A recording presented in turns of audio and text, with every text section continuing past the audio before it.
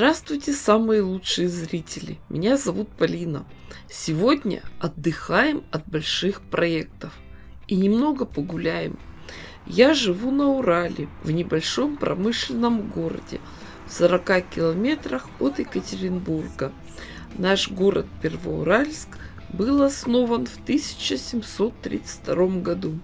Совсем рядом с городом находится граница Европа-Азия. Екатеринбург – это Азия, а Первоуральск получается первый европейский город по Московскому тракту. 3 года назад на канале выходило видео. Это было лето 2020 года. Тогда все сидели по домам. На улицах было тихо и безлюдно. А сейчас здесь, на этом проспекте Ильича в центре города, провели масштабную реконструкцию, расширили проезжую часть и выделили пешеходную зону. Еще не все деревья отросли. И сейчас это любимое место отдыха горожан. И, конечно же, мы же девочки, себя надо показать и людей посмотреть. Нужны новые наряды. И меня попросили немного обновить замечательное, красивое, удобное платье из натурального льна. Все в нем хорошо. Но хозяйка сказала, что принт на платье уж очень легкомысленный, а ее возраст уже перевалил за 18 250 дней. И надо как-то платьишко облагородить. И смотрите, какая изумительная идея пришла к нам в голову. У нее нашлась прекрасная старинная вышивка крестиком. Когда-то давно из нее хотели сделать маленькую подушку. Вышивку эту мы очень аккуратно постирали.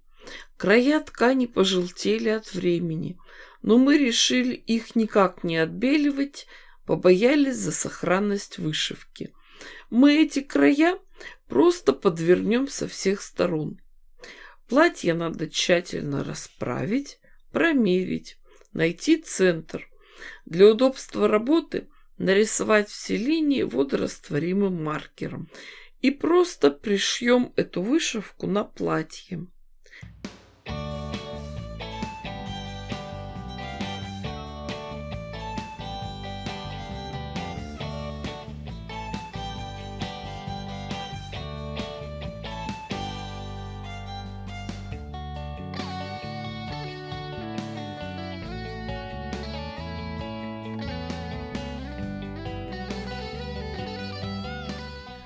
Вышивка немного меньше печатного рисунка, но у меня в запасах нашлось широкое плетеное кружево цвета небеленого льна.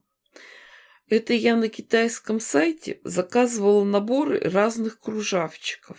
Широкие полоски будут здесь как раз кстати. Они короткие, значит, будем использовать 2 вида кружева. И смотрите, какая прелесть у нас получилась. Эта вышивка, и это кружево, и это платье просто созданы друг для друга. И еще, у меня нашелся браслет из деревянных бусин, как раз под цвет вышивки. У меня появилась идея использовать эти бусины для расшивки. Или просто носить этот браслет в комплекте с платьем. Конечно, при желании здесь можно еще сделать и декоративные швы. Самые простые, хотя бы полоску швом козлик. Но все это мы уже обсудим с хозяйкой платья. И, может быть, она сама придумает продолжение. Ну что, девочки, сами понимаете, что у нас на Урале лето короткое, но малоснежное. И надо успеть насладиться летним теплом и солнышком. Как ни странно, в этом году эта радость случилась уже в середине мая. Я дала вам идею, куда можно использовать красивые вышивки. Всем желаю творческого вдохновения. Ставьте классы, пишите комментарии. Заходите почаще. На канале есть еще много интересного. С вами была Полина. Всем пока-пока и до скорых встреч!